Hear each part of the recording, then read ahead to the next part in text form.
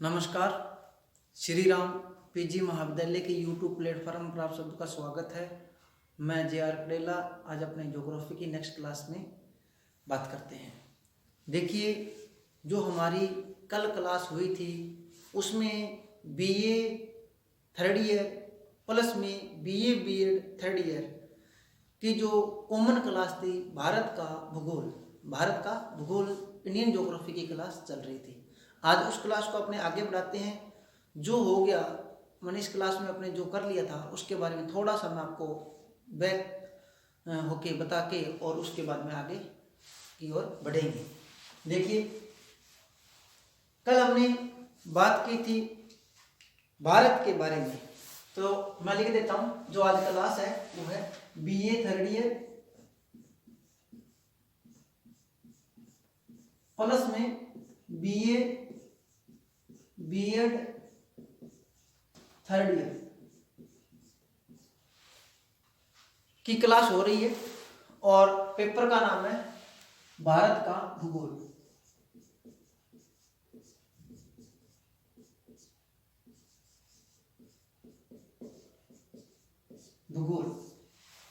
भारत के भूगोल में अपने चल रहा था भारत का सामान्य परिचय। भारत का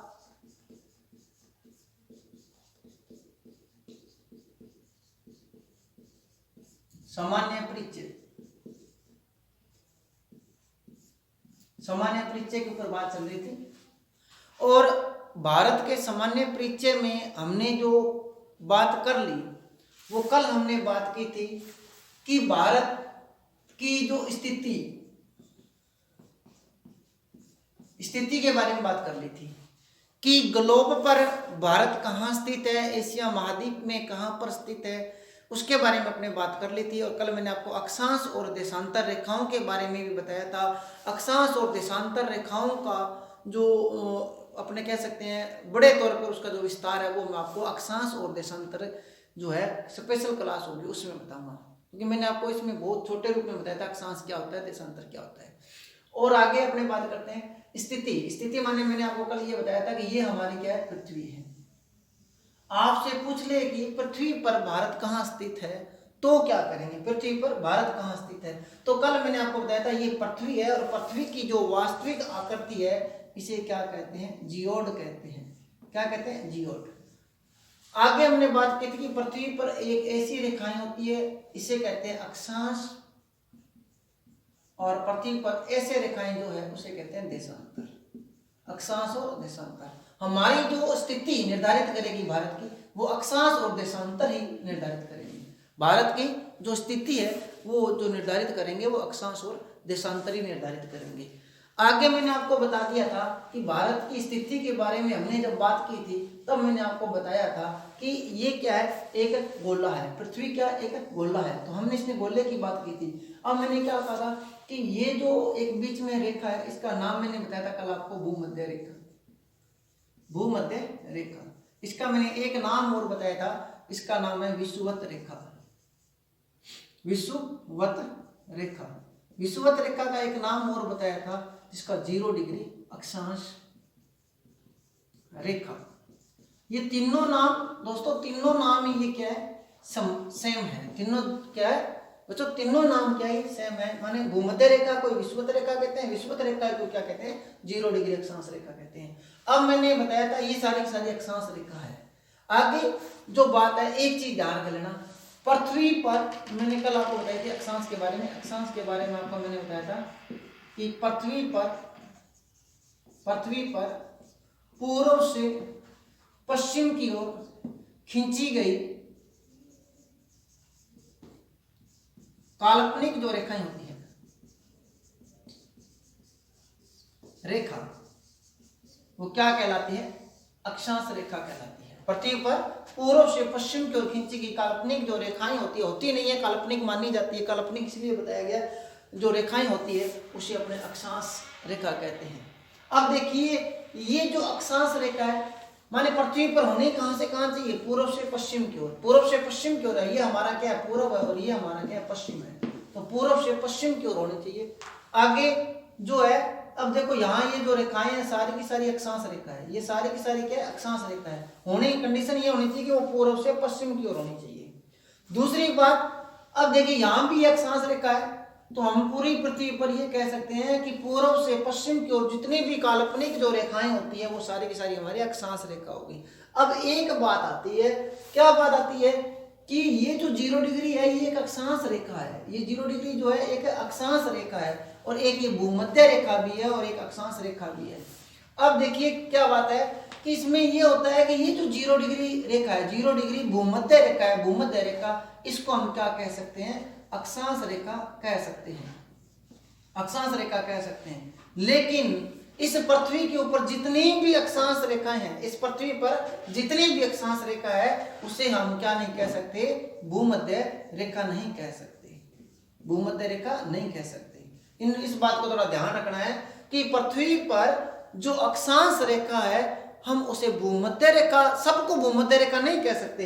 भूमध्य रेखा किसको कहेंगे, जो बिल्कुल बीचों बीच होगी, मतलब इस एक को ही हम क्या कहेंगे, भूमध्य रेखा कहेंगे, ठीक है। और कौन सी को कहेंगे, जो सिर्फ और सिर्फ 0 डिग्री अक्षांश रेखा होगी, क्या होगी, सिर्फ और सिर्फ 0 डिग्री अक्षांश रेखा होगी, उसको अपने भूमध्य रेखा कहेंगे। लेकिन इसको हम अक्षांश रेखा तो कह सकते हैं, इस रेखा को, इस रेखा को, इस रेखा को, जो जितनी भी रेखाएं इनको अक्षांश रेखा कह सकते हैं, लेकिन भूमध्य रेखा नहीं कह सकते। इस बात का ध्यान रखना आपको। आगे जो बात चल रही थी, हमने ये बात की थी कि ऊपर से माने उत्तरी ध्रुव से दक्षिण ध्रुव को मिलाने वाली जितनी भी रेखाएं होती है, ये सारी की सारी जो रेखाएं हैं वो क्या होती है, देशांतर रेखा होती है। और अक्षांश और देशांतर रेखाओं को मध्य में नजर रखते हुए हम क्या करते हैं, भारत की स्थिति लोकेट करते हैं। देखिए भारत की स्थिति मैंने कल आपको बताई थी कि भारत की जो स्थिति है वो पृथ्वी पर, भारत की स्थिति पृथ्वी पर, ये मैंने आपको भूमध्य रेखा बताई थी, और भूमध्य रेखा को 0 डिग्री अक्षांश रेखा कहते हैं। आगे मैंने ये बताई थी कि ये जो हमारा दक्षिणी गोलार्ध है, क्योंकि पृथ्वी का जो पूरा भाग है इसका 2 भागों में बांट दिया, ऊपर वाला उत्तर की ओर है, नीचे वाला दक्षिण की ओर है, इसलिए उत्तर वाले को क्या कहते हैं, उत्तरी गोलार्ध, और नीचे वाले को क्या कहते हैं, जो दक्षिण में, उसको कहते हैं दक्षिणी गोलार्ध, उत्तरी गोलार्ध और दक्षिणी गोलार्ध। अब देखिए भारत की स्थिति की अगर बात करें, भारत के स्थिति की अगर बात करें, तो भारत की स्थिति का दक्षिणी गोलार्ध से कोई संबंध नहीं है, ठीक है।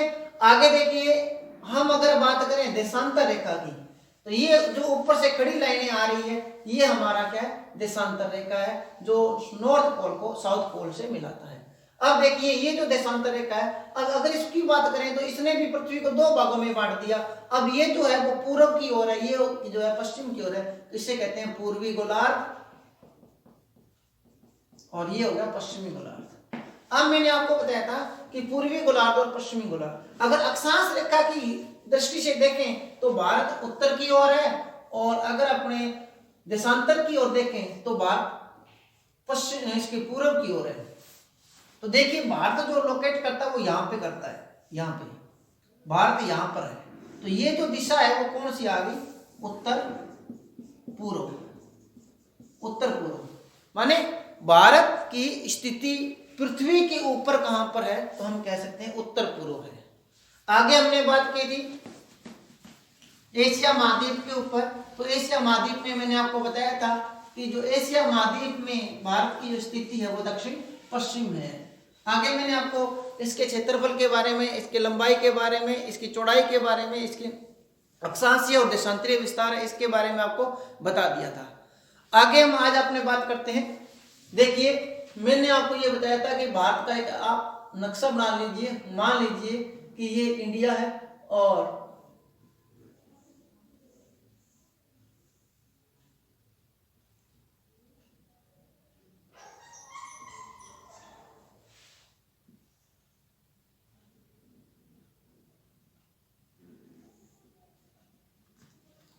आपको नक्शा बनाना है समझने के लिए, और नक्शे में थोड़ा ध्यान रखना है।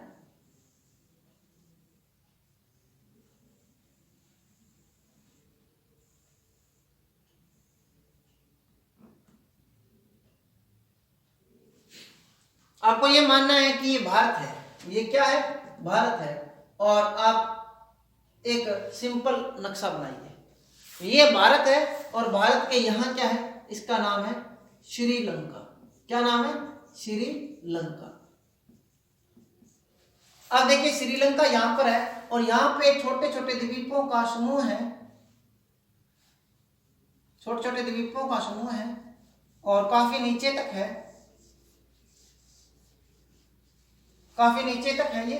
इसका नाम है अंडमान निकोबार द्वीप समूह है। इसके यहां आपको एक छोटे छोटे द्वीप से मिलेंगे, छोटे छोटे टुकड़े से मिलेंगे ऐसे बिखरे हुए। इसका नाम है लक्षद्वीप। अब देखिए हमने जो बात चल रही थी कल, हमने इसके लंबाई चौड़ाई के बारे में बात कर ली थी। यहां से लेके ये कन्याकुमारी तक, यहां तक इसकी जो लंबाई है वो 3214 किलोमीटर है। यहां से इसकी यहां तक जो चौड़ाई है वो है 2933 किलोमीटर। फिर हमने बात की थी इसके क्षेत्रफल की। इसका क्षेत्रफल था 32,87,263 वर्ग किलोमीटर,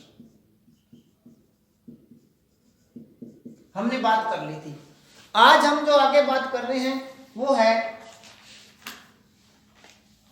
देखिए सबसे पहले अपने बात करते हैं इसकी जो आकृति है, भारत की जो आकृति है उस आकृति के बारे में अपने बात करते हैं। तो देखिए इसकी जो आकृति है वो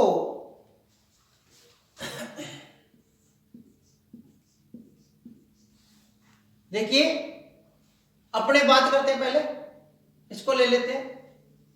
भारत के 4 दिशाओं में चारों राज्यों की बात करते हैं। पहले ये ले लेते हैं, फिर क्या करते हैं, बात करते हैं 4 दिशाओं में चारों राज्य। तो देखिए यहां मैं आपको लिख देता हूं, उत्तर में जम्मू एंड कश्मीर है, यहां पर अपने अरुणाचल प्रदेश है,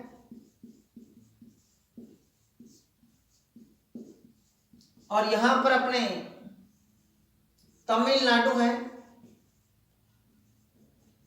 और यहां पर अपने गुजरात है।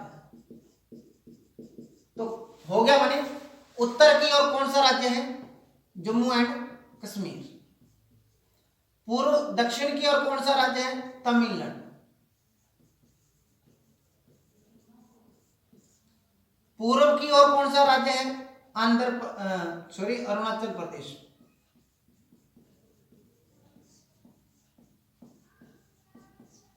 पश्चिम की ओर कौन सा राज्य है, जिसका नाम है गुजरात। गुजरात।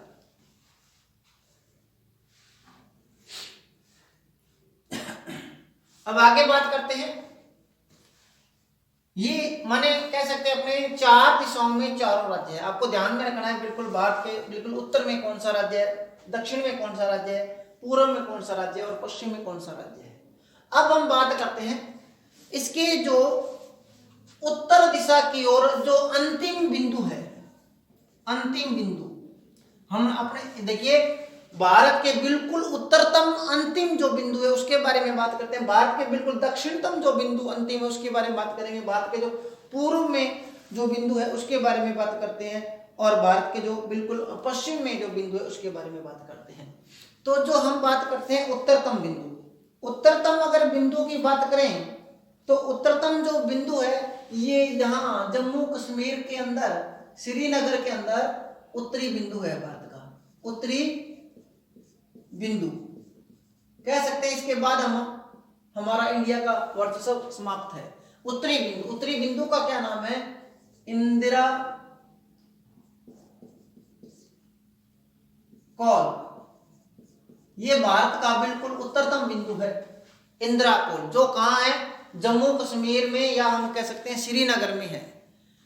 भारत का दक्षिणतम जो बिंदु है, देखिए दक्षिणतम जो बिंदु है वो यहां पर है, हमारा दक्षिणतम बिंदु क्योंकि भारत की जो मुख्य भूमि ये है और भारत का जो आखिरी हिस्सा है वो ये है। तो दक्षिणतम बिंदु, दक्षिणतम बिंदु, जो दक्षिणतम बिंदु है वो हमारा है अंडमान निकोबार के अंदर, अंडमान अपने दक्षिणी निकोबार के अंदर जो है उसका नाम है इंदिरा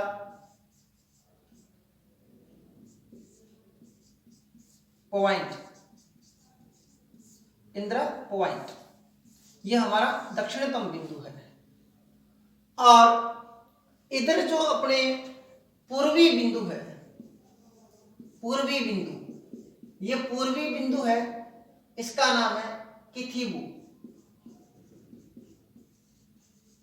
अरुणाचल प्रदेश में किथिबू, अरुणाचल प्रदेश के अंदर है किथिबू। आगे हम पश्चिम में जो बात करें, ये यहां पर जो अंतिम बिंदु है ये है गौर माता, कई बार मोता भी लिखा होता है, कई बार माता भी लिखा होता है, गौर माता, ये कहां पर है? गुजरात में। तो देखिए भारत के चारों दिशाओं में जो हमारे अंतिम बिंदु है उसके बारे में बात चल रही है। भारत के बिल्कुल उत्तरतम जो अंतिम बिंदु है उसका नाम है इंदिरा कोल, जो जम्मू कश्मीर के अंदर श्रीनगर के अंदर स्थित है। भारत के बिल्कुल दक्षिणतम अगर बिंदु की बात करें तो ये अंडमान निकोबार के अंदर बिल्कुल दक्षिणी हिस्से में है, जिसका नाम है इंदिरा पॉइंट। आगे हम बात करें भारत के बिल्कुल पूर्वी बिंदु की बात करें तो पूर्वी बिंदु जो है हमारा अरुणाचल प्रदेश में यहाँ पर है, जिसका नाम है किथिबू। आगे हम बिल्कुल पश्चिम की बात करें तो पश्चिमी जो बिंदु हमारा यहाँ पर है, जिसका नाम है गोरमोता। तो ये हमारे चारों तरफ के बिंदु हो गए। और आगे हम बात करते हैं भारत के जो मुख्य भूमि का अंतिम बिंदु है, मुख्य भूमि का, ये यहाँ पर है, मुख्य भूमि का अंतिम बिंदु, मुख्य भूमि का अंतिम बिंदु, इसको अपने अंतिम सिरा कहते हैं, सिरा, सिरा। तो ये है कन्याकुमारी, कन्याकुमारी, कन्याकुमारी। कई बार ये भी आ जाता है कि तीन और अर्धचंद्राकार आकृति, तीन और अर्धचंद्राकार आकृति कहाँ पे मिलती है? तो देखिए यहाँ पर मिलती है। एक अर्धचंद्राकार आकृति ये हो गई, एक ये हो गई और एक ये हो गई, माने एक यहाँ पे, एक ऐसी और एक ऐसी। ये तीनों आकृतियां कहाँ पर मिलती है? यहाँ पर मिलती है। तो तीन अर्धचंद्राकार आकृतियों का मिलन कहाँ पर होता है? तीन अर्धचंद्राकार आकृति का मिलन कहां पर होता है? जिसका नाम है कन्याकुमारी। कन्याकुमारी कहां पर है? तमिलनाडु, तमिलनाडु का बिल्कुल दक्षिणी हिस्सा है, जिसका नाम है कन्याकुमारी। यहाँ पर तीन अर्धचंद्राकार आकृतियों का मिलन होता है। तो ये हो गया, अपने मिलन हो गया तीन अर्धचंद्राकार आकृतियों का। आगे हम बात करते हैं कि जो तीन अर्धचंद्राकार आकृति है, इंदिरा पॉइंट का नाम है, देखिए इंदिरा पॉइंट, इंदिरा पॉइंट का नाम है पार्सन, पार्सन पॉइंट, या इसको अपने चीनी भाषा में कह सकते हैं लाही चिंग, लाही चिंग। तो आप इंदिरा पॉइंट भी इसको कह सकते हो, पार्सन पॉइंट भी इसको कह सकते हो, या लाही चिंग भी इसको कह सकते हो। आगे अपने बात करते हैं, लाही चिंग इसका उपनाम हो गया। आगे ध्यान रखना, कन्याकुमारी को केप कमोरियन कहते हैं। क्या कहते हैं? केप कमोरियन, केप कमोरियन कन्याकुमारी का उपनाम है, उपनाम क्या है? केप कमोरियन। केप कमोरियन इसका उपनाम है। तमिलनाडु के जो कन्याकुमारी तट है, अंतिम बिंदु, इसका उपनाम, कन्याकुमारी का उपनाम केप कमोरियन है, जबकि इंदिरा पॉइंट का उपनाम है पार्सन पॉइंट। पार्सन पॉइंट और लाही चिंग इसको चीनी भाषा में कहा जाता है। तो हमने ये कर लिया। आगे हम बात करते हैं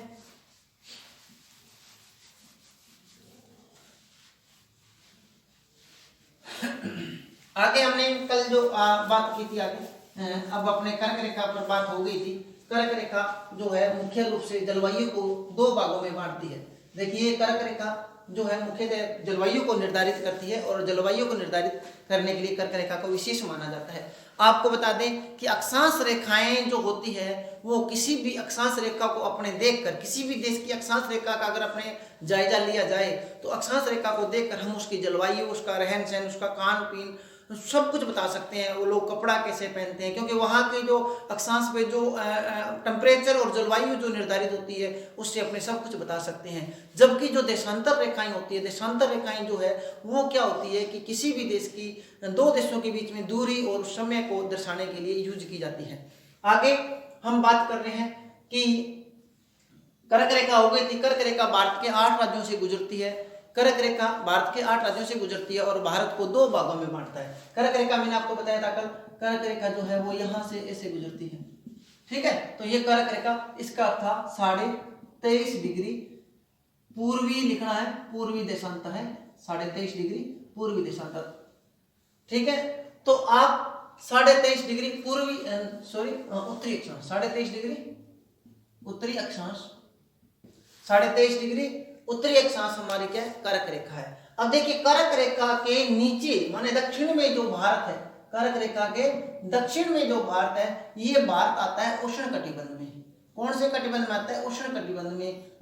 और इसके ऊपर वाला जो भारत है वो आता है शीतोष्ण में, शीतोष्ण कटिबंध के अंदर आता है। उष्ण का अर्थ हो गया कि लगभग वहां पे गर्मी पड़ती है, औसतन टेम्परेचर गर्मी पड़ती है, वहां पे सर्दी नहीं आती। लेकिन उत्तर भारत में 6 महीने गर्मी भी खूब पड़ती है और 6 महीने सर्दी भी ज्यादा पड़ती है।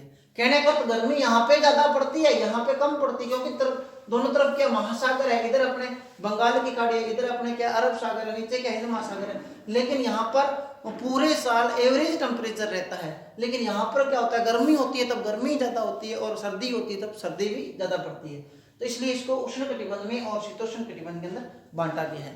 आगे हम बात करते हैं कि भारत की सीमाओं की बात करते हैं। भारत की सीमा, तो देखिए भारत की अगर सीमा की बात की जाए तो भारत के जो सीमा है वो 2 तरह की सीमा बनाती है, 2 तरह की सीमा। देखिए सीमा की अगर बात की जाए तो 2 तरह की सीमा बनाती हैं सीमाएं। सीमाएं कितने प्रकार की है? 2 प्रकार की, 2 प्रकार की सीमा है। एक है जलीय सीमा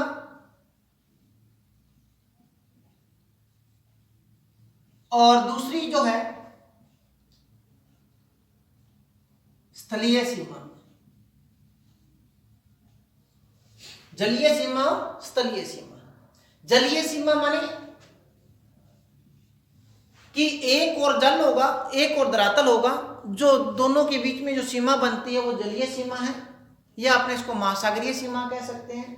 और स्थलीय जो सीमा है वो होती है कि दोनों ओर क्या लगेंगे? धरातल। दोनों ओर क्या होंगे? धरातल होंगे। तो धरातलीय सीमा इसको कह सकते हैं या इसको अपने स्थलीय सीमा कह सकते हैं। आगे देखिए हम जो बात कर रहे हैं स्थलीय सीमा और जलीय सीमा। जो स्थलीय सीमा है भारत की वो है 15,200 किलोमीटर। कुल स्थलीय सीमा टोटल जो है स्थलीय सीमा 15,200 किलोमीटर है। जबकि जलीय सीमा की बात की जाए तो 2 अलग अलग प्रकार से है। अगर आपने मुख्य भूमि की बात करें जलीय सीमा की, तो वो है 6,100 किलोमीटर,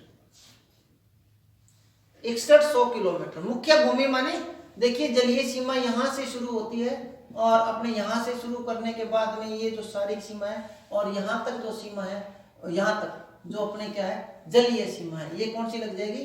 जलीय सीमा। तो ये मुख्य भूमि की माने मुख्य भूमि की जो जलीय सीमा वो है 6,100 किलोमीटर। आगे धरातलीय सीमा। धरातलीय सीमा यहां से शुरू होती है और गुजरात और राजस्थान, आगे पंजाब के बाद में जम्मू एंड कश्मीर, इसके बाद यहाँ पे आ जाएगा चाइना, नेपाल, भूटान और पूरी ये बांग्लादेश और म्यांमार के साथ यहाँ तक ये जो सीमा बनती है ये बनती है स्थलीय सीमा 15,200 किलोमीटर।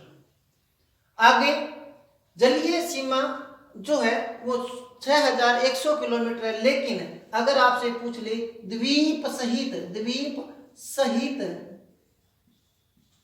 जलीय सीमा, द्वीप सहित पूछ ले, द्वीप सहित का अर्थ हो गया कि यहाँ जो द्वीप थे लक्षद्वीप और यहाँ जो अपने द्वीप थे अंडमान निकोबार द्वीप समूह, उनकी सीमा आपको साथ जोड़नी है। तो अगर द्वीप सहित जलीय सीमा पूछ ले 7516.6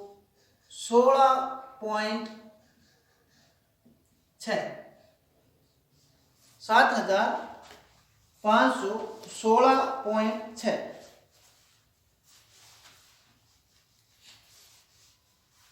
7516.6 किलोमीटर या 7516.5 भी लिखा होता है किसी में, तो आप ये मान लीजिए 7516 किलोमीटर सीमा हो जाएगी द्वीप सहित जलीय सीमा। अब देखिए क्या करना है, अगर आपसे पूछ ले कि मुख्य भूमि की जो परिधि है वो कितनी है, परिधि, तो परिधि की अगर बात करें, मुख्य भूमि की जो परिधि है वो परिधि में आप क्या करोगे 15,200 तो स्थलीय सीमा हो गई और मुख्य भूमि की 6100 किलोमीटर सीमा होगी, वो आप जोड़ देना। तो वो जोड़ोगे तो ये होगी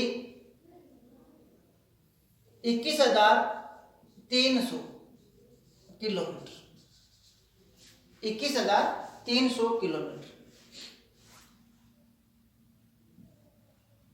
ठीक है, 21,300 किलोमीटर ये भारत की क्या होगी परिधि।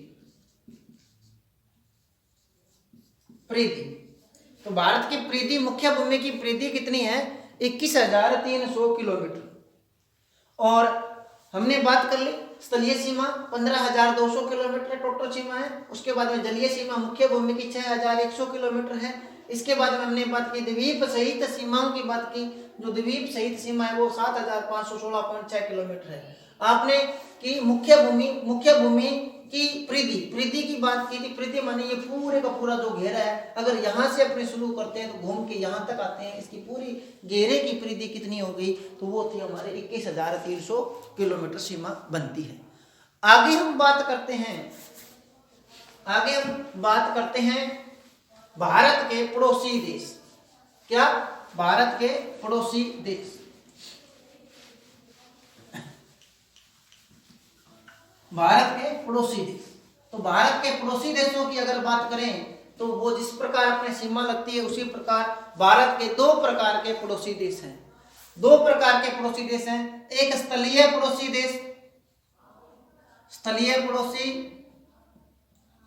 देश और एक है जलीय पड़ोसी देश। एक बार मैं आपको फिर बता दूं, ये जो क्लास चल रही है वो बीए थर्ड ईयर और बीए बीएड थर्ड ईयर की कॉमन क्लास है, जिसमें बुक्स का नाम है भारत का भूगोल। तो उसके बारे में अपने पहले जो यूनिट है भारत का सामान्य परिचय वो चल रहा है, तो थोड़ा इसको ध्यान से समझने की कोशिश कीजिए। देखिए भारत के पड़ोसी देश 2 प्रकार के हैं, एक स्थलीय पड़ोसी देश है, एक जलीय पड़ोसी देश है। स्थलीय पड़ोसी देश का अर्थ हो गया कि भारत की सीमा के सहारे धरातल की टच, जो हमारा जो धरातल की सीमा है उसका पड़ोसी, उसके आगे नेक्स्ट कौन सा देश है, तो अपने बात करते हैं। देखिए जैसे अपने आपको बताएं उदाहरण के लिए, ये हमारी सीमा है, ये हमारी जीरो लाइन रेखा है, जीरो लाइन की इधर इस साइड में कौन सा देश है, पाकिस्तान। अगर ऊपर बात करें तो यहाँ पे कौन है, चाइना। अगर यहाँ बात करें, ये जो कट सा दिखाई दे रहा है आपको, ये है नेपाल। और ये अगर बात करें तो यहाँ है भूटान, यहाँ अगर बात करें तो म्यांमार, और यहाँ अगर बात करें तो बांग्लादेश। तो देखिए हमने स्थलीय पड़ोसी देशों की बात की है, जैसे पाकिस्तान, चीन, नेपाल, भूटान, म्यांमार, बांग्लादेश, ये हमारे क्या है, स्थलीय पड़ोसी देश है। हमें यहाँ पे धरातलीय सीमा लगती है। क्या लगती है? धरातलीय सीमा लगती है, उसे अपने स्थलीय सीमा कहते हैं। तो कौन से देश हैं? सबसे पहले इधर से शुरू करते हैं, बांग्लादेश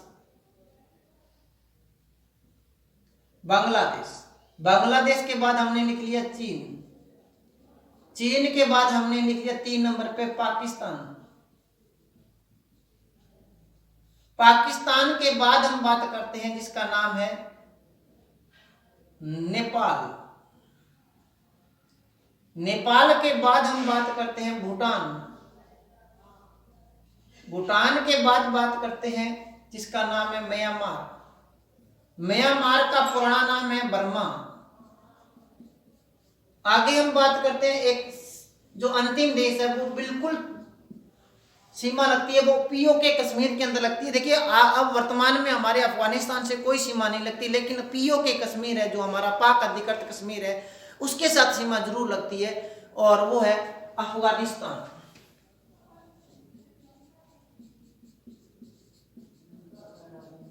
अफगानिस्तान। तो हमारे 7 देशों के साथ क्या लगती है, सीमा लगती है, भारत की स्थलीय सीमा लगती है। और इधर अपने अगर जलीय सीमा की बात करें तो है नेपाल। जलीय सीमा की अगर बात करें तो माने समुद्री सीमा कह सकते हैं इसको, हमने समुद्री सीमा भी कह सकते हैं,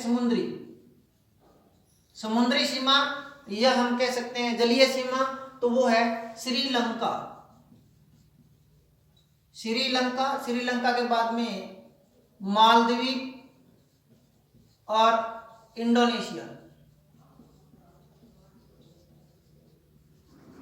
ये 3 हमारे जो देश हैं वो क्या है, जलीय सीमा बनाते हैं, और ये हमारे क्या है, स्थलीय सीमा बनाते हैं। आगे हम बात करते हैं इन देशों के साथ सीमाओं की, पहले खोल लेते हैं बात, कितनी सीमा लगती है, किसके साथ कौन कौन से सीमा बनाते हैं। सबसे पहले अपने बात करते हैं, देखिए एक तो हो गया भारत से लगने वाले देश, भारत के साथ सीमा बनाने वाले ये तो देश हो गए, ये सारे के सारे देश हैं जो भारत के साथ स्थलीय सीमा बनाते हैं। फिर यहाँ हो गया सीमा का नाम, कोई ना कोई, या तो कोई विशेष नाम होगा, अगर कोई विशेष नाम नहीं है तो आप ध्यान रखना 2 देशों के बीच में जो अंतिम जो सीमा बनती है वो जीरो लाइन तो जरूरी होती है, क्योंकि एक रेखा होती है, उसका जीरो जो बिंदु होता है उसके बाद दूसरा देश शुरू हो जाता है, 2 देशों को अलग करने वाली जो लाइन है वो जीरो लाइन होती है। तो हम उसको, अगर किसी का कोई नाम नहीं है तो आप उसको जीरो लाइन जरूर कहें। देखिए सीमा का नाम, अगर कोई विशेष परिस्थितियों में विशेष नाम दिया गया है तो उसका कोई नाम होगा, नहीं तो जीरो लाइन होगी, और उसकी कुल लंबाई, सीमा की कुल लंबाई, सीमा की लंबाई कितनी है वो बात करते हैं। देखिए अगर स्थलीय पड़ोसी देशों की बात की जाए तो बांग्लादेश की सीमा भारत के साथ सर्वाधिक लंबी सीमा लगती है। बांग्लादेश की सीमा भारत के साथ सबसे लंबी सीमा लगती है, और इसके साथ जो है वो जीरो लाइन है। सीमा का नाम क्या है, जीरो लाइन। पहले मैं बात कर दूं, चीन की भारत के साथ सीमा, उसका नाम है मैकमोहन।